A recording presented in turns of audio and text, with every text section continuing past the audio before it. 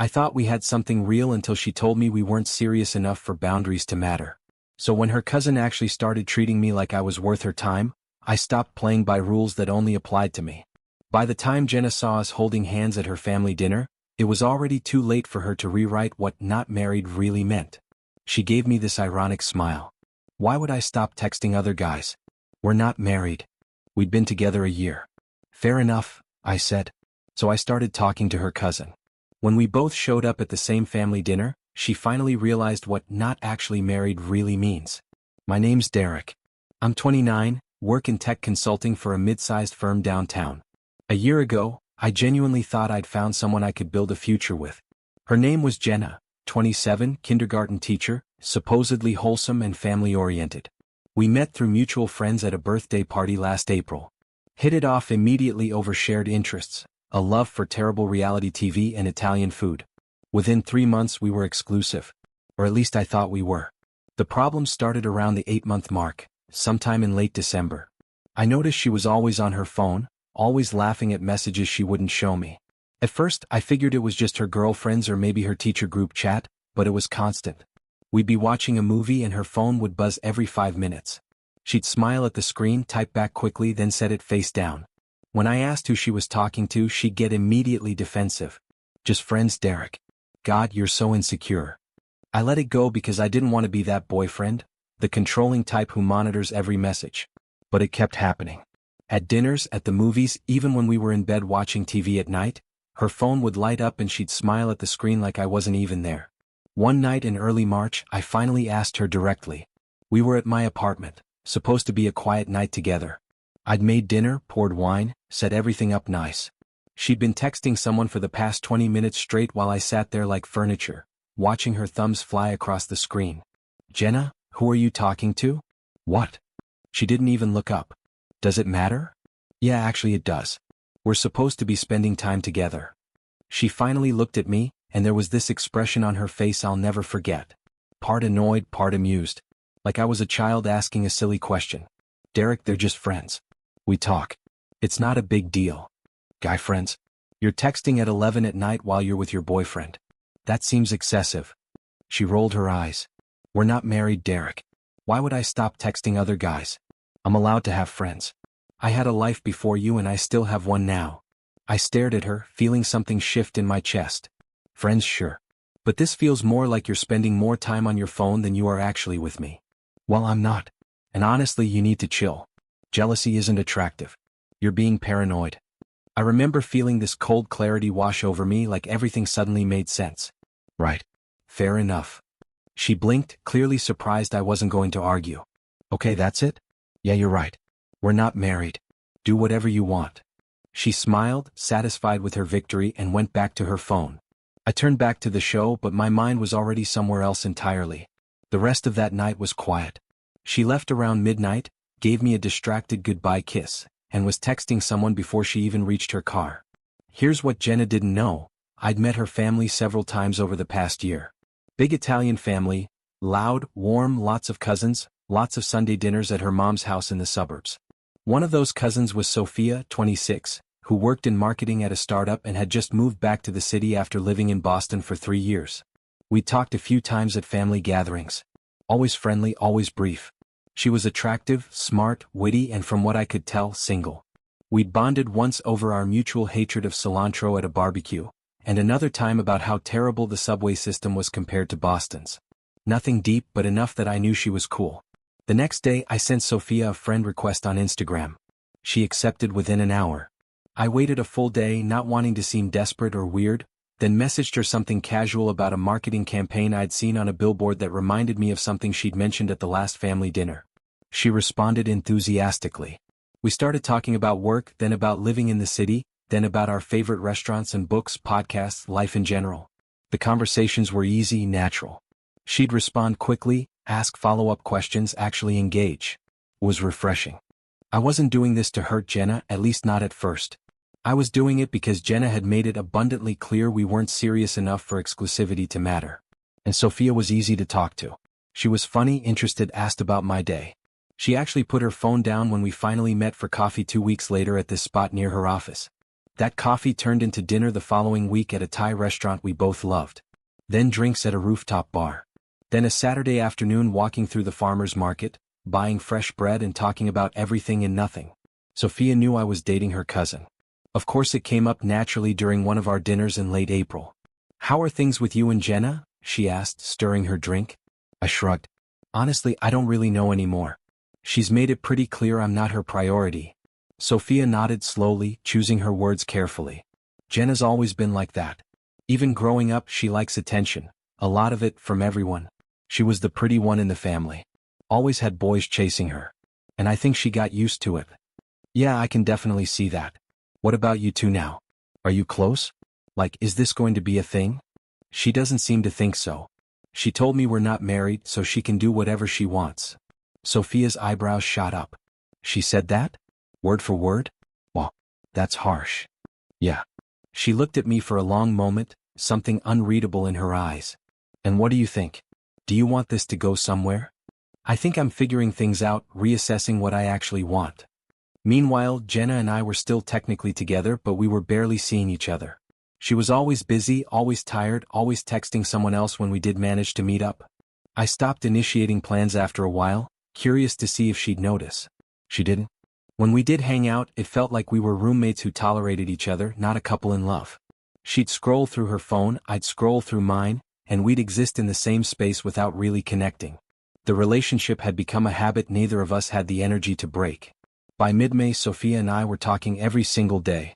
Nothing physical had happened yet, but the emotional connection was undeniable and growing stronger. She'd text me good morning with a coffee emoji.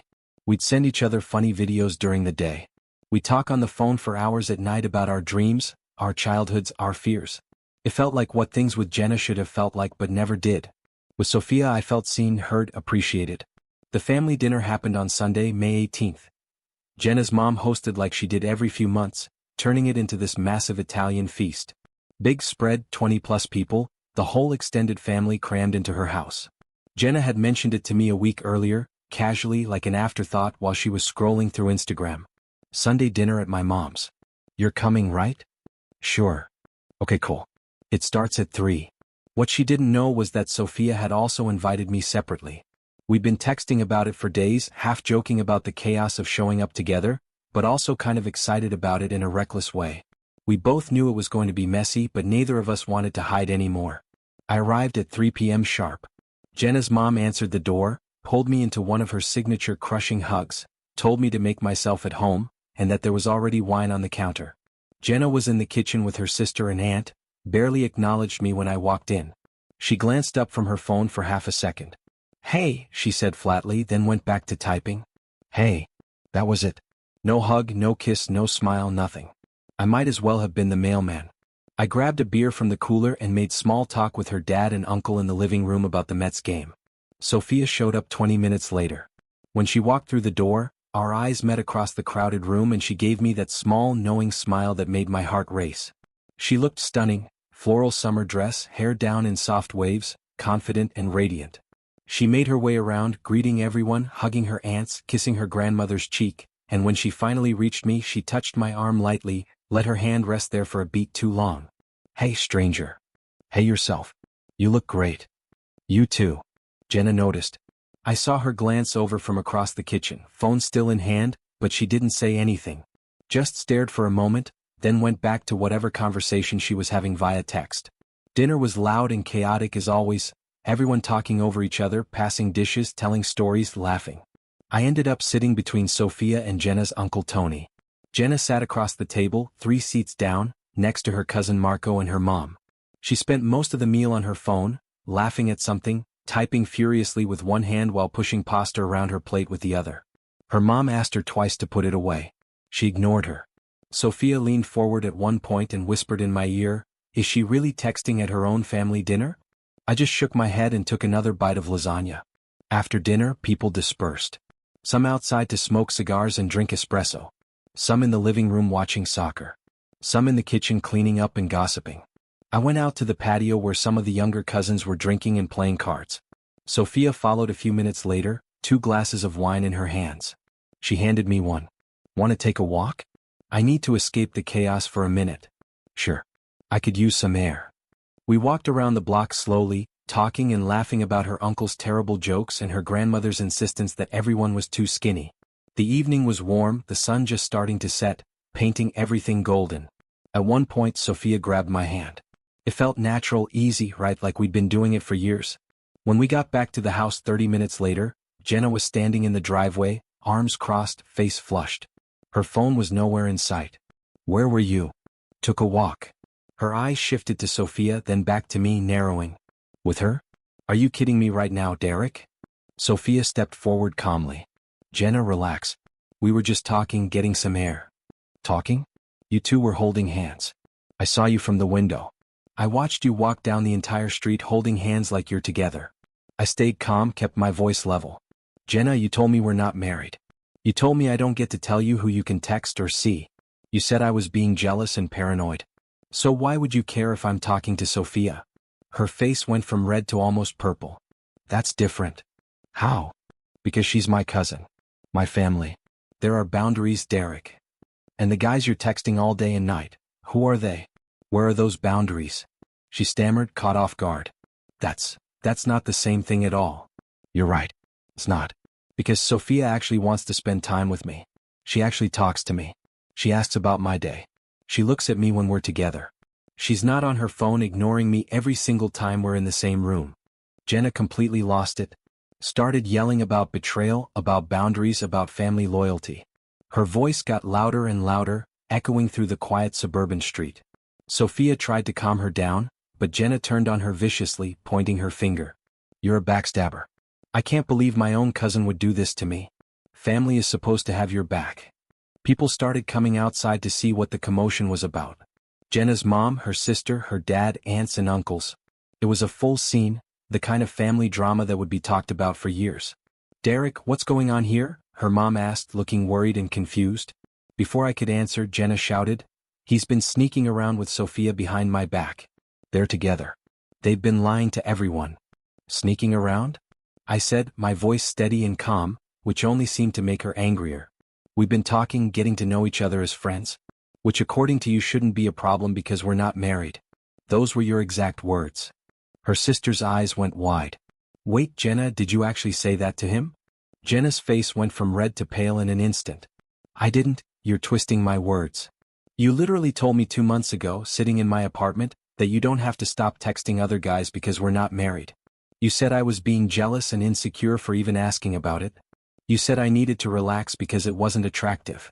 Sophia spoke up, her voice firm. Jenna, is that true? Did you really say that? Jenna looked around at her family, all of them staring at her, waiting for an answer. It's out of context.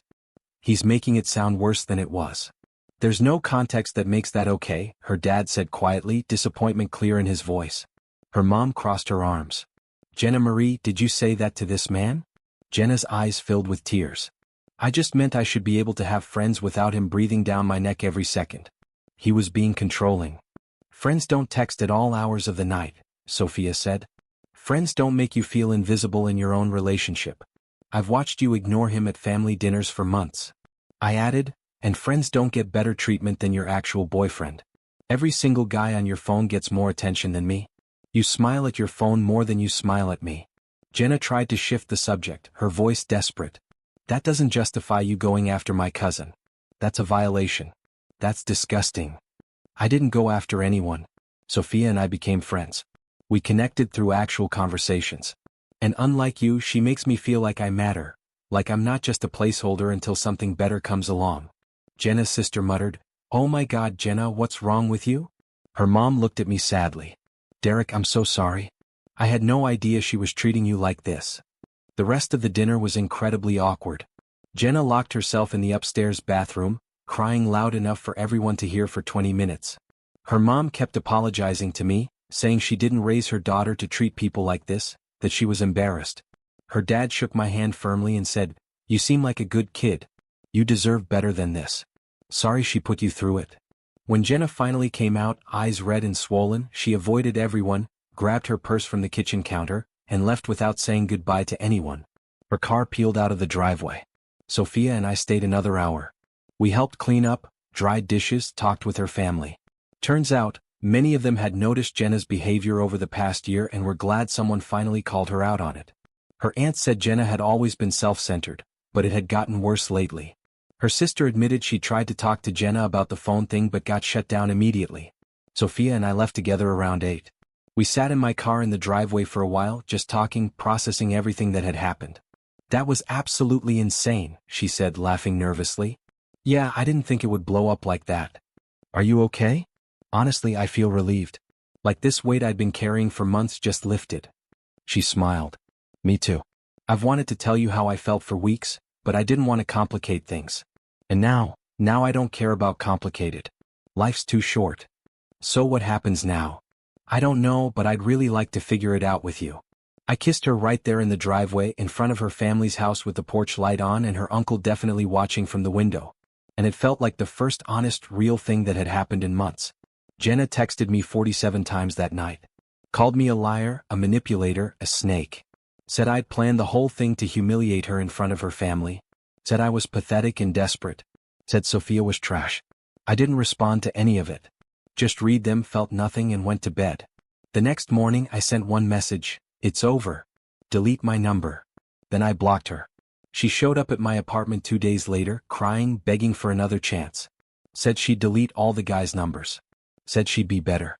Said she loved me and couldn't imagine her life without me. I told her it was too late, she didn't love me. She loved the idea of me being there whenever she decided to pay attention. She called me every name in the book, screamed at me in the hallway, then finally left when I threatened to call security. It's been 4 months since that dinner. Sophia and I are officially together, and it's everything a relationship should be. Easy, warm, fun, passionate. We laugh constantly. We actually talk. We put our phones down. Her family loves that we're together, which is hilarious considering how it all started. Even Jenna's mom hugged me at a family barbecue in July and whispered, "I'm glad you found someone who appreciates you. You two are good together." Jenna, from what I've heard through the family grapevine, is still single and still doing the same thing, texting multiple guys, keeping them all in rotation, refusing to commit to anyone. Her sister told Sophia that Jenna complains about me constantly at brunch, says I ruined her life and humiliated her, but also admitted in a moment of honesty that she took me for granted and regrets it now. No kidding. I don't regret how it happened. Did I handle it perfectly? Probably not. Could I have broken up with her first before getting involved with Sophia? Sure. But Jenna made the rules. She said we weren't serious enough to care about boundaries. She told me I was paranoid for even asking. I just took her at her word. And when she realized what that actually meant, when she saw someone else treating me the way she should have been treating me all along, it was too late. Edit 1. A lot of people are asking if I feel bad about Sophia being her cousin. Honestly, no. Sophia and Jenna were never that close growing up. They'd see each other at family events but didn't talk much outside of that. They're not friends. And Sophia had no idea how Jenna was treating me until we started talking and I opened up about it. Edit 2. Yes, Jenna still tries to text me sometimes from different numbers. I have her blocked everywhere. Sophia thinks it's funny and pathetic. We joke about it now. Edit 3. To everyone saying I'm shady or that I should have just broken up with her first. Yeah, maybe. But I'm also happy now. Really happy. So I'll take it.